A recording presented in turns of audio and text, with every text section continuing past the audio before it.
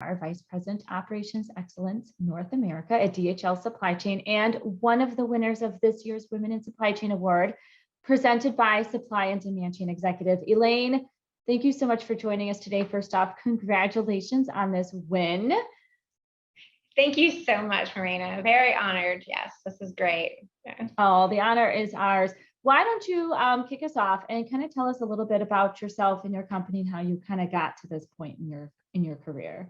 Yeah, great. So just a little bit about me personally. I'm married. I have 3 amazing children, all teenagers at this point, so they're a handful. And I'm based in Columbus, Ohio at our DHL Supply Chain headquarters. As of January of this year, I have a new role, and that is Vice President of Operations Excellence. But I came to the organization back in 2011, actually as an attorney. So when I first got to DHL, my focus was providing legal support, primarily commercial real estate expertise and business counsel. But over the last 11 years, I've had the opportunity to not only take leadership positions in the legal department, but also moved over to the business side of DHL. I've had functional leadership roles, and I even spent 3 years in operations. And then with the change in January, what my role is now is essentially having responsibility for our health and safety, our security, and our quality programs, our accelerated digitalization and sustainability agendas. And if you sum that all up, essentially what my role is and what my teams do is we make sure each and every one of our more than 450 DHL supply chain sites maximizes its performance. So it's all about giving each and every site the framework, the tools, the programs, and technology needed so they can perform at their highest level and meet all of our customers' expectations. So what kind of attributes do you think that successful supply chain leaders should have to kind of continue moving up the ranks? So I think you just have to be really agile and flexible. So with what I just described, I know that's not necessarily the path that everyone takes with having major material changes in your profession and your career. But I think what I've noticed most about supply chain compared to other industries is it's constantly changing.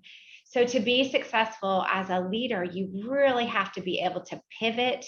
You have to understand the details and be detail oriented, but at the same time, be able to take a step back and make sure you're focused on the most important and can prioritize, and just be really open to things may not go as planned. You know, you have a plan and an architecture, and you have to be willing to pivot as things adjust and change. And I think that's really important for anybody in supply chain.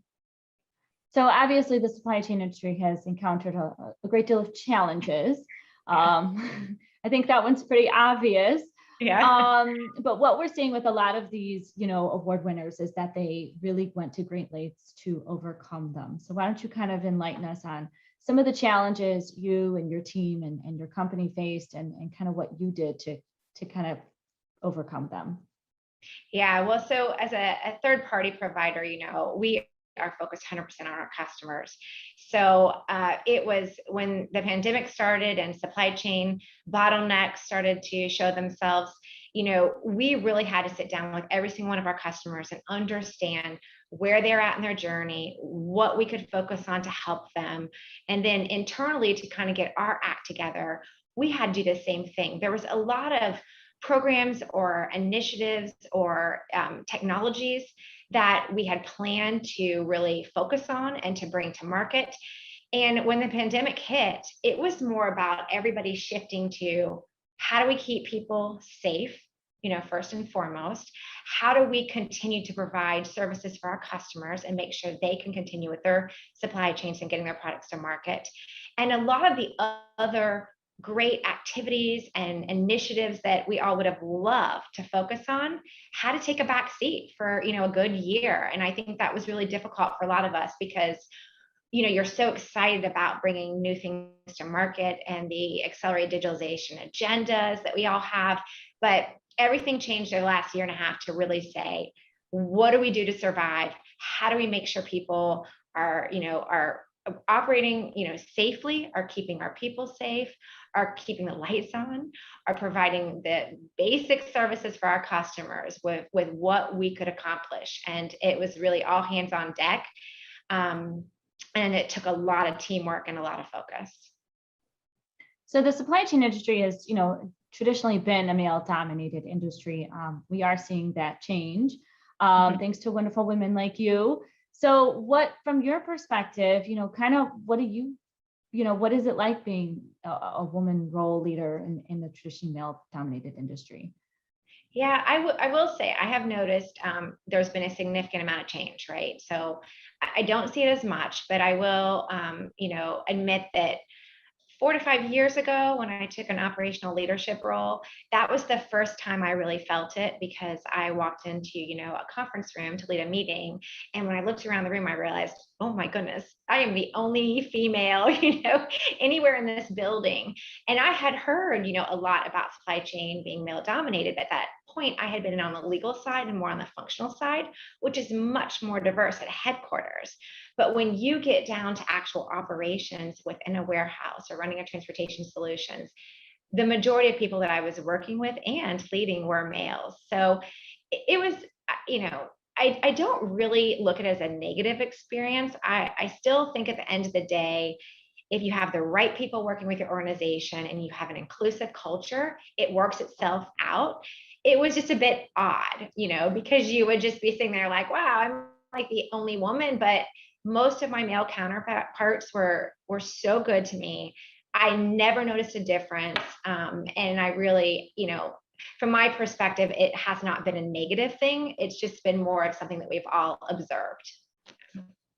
So what can companies be doing to kind of recruit and retain, more talented women in the supply chain?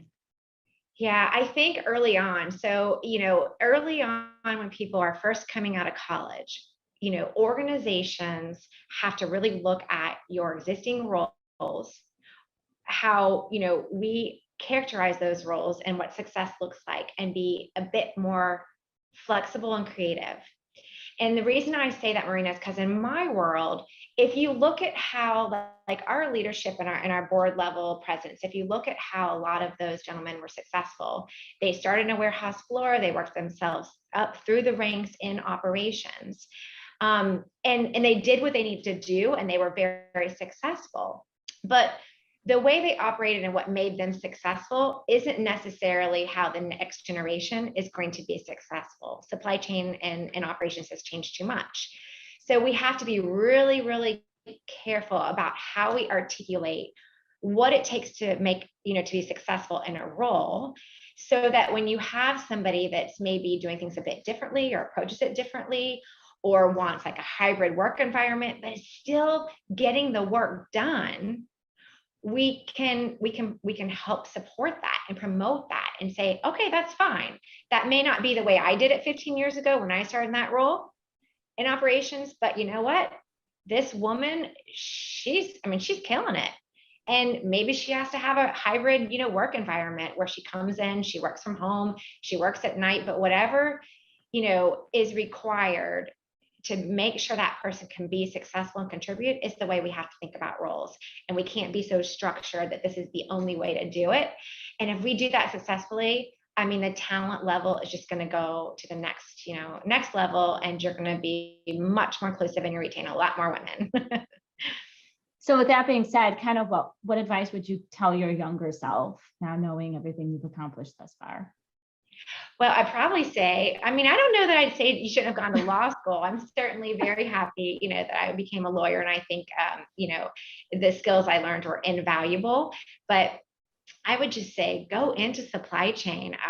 The last 11 years, I have really enjoyed myself. I've had all kinds of opportunities to grow and evolve and learn and meet with all kinds of, interesting people, whether it's our customers or internally people at DHL. And I really didn't know anything about this industry coming out of college. So I guess if I could go back to my younger self, I would say, look at other industries, look at other options. I was probably more of that generation that came out and a lot of pressure from parents to, become a professional, become a doctor, lawyer, right? Because that's something that you can like put your head around and understand. And I can tell you, no one ever talked to me about supply chain and logistics or this industry. So if I could go back, that's definitely something I would advise to myself or any young professionals that, it's something to definitely look at because it's an amazing industry. So I have to ask, how does it feel to be named one of Supply and Demand Chain Executives' top women in supply chain? Oh, it feels great. I mean, I'm very honored and humbled and appreciative. And I think the coolest thing about this is just that people are talking about it and people, care. They want to make sure that we have inclusive environments and industries and we can promote women and make sure that they get what they need to be successful. And I mean, you couldn't ask for anything more than that, right? So thanks again. Very honored. Well, thank you for doing everything that you do. Thank you for your company and for everything that your team is doing to keep the supply chain moving, because that's at the end of the day what keeps everybody alive and moving along. So thank you for that. Elaine Darr, everybody, Vice President Operations Excellence North America at DHL Supply Chain and one of the recipients of Supply and Demand Chain Executives Women in Supply Chain Award. To learn more about Elaine, go to sdcexec.com.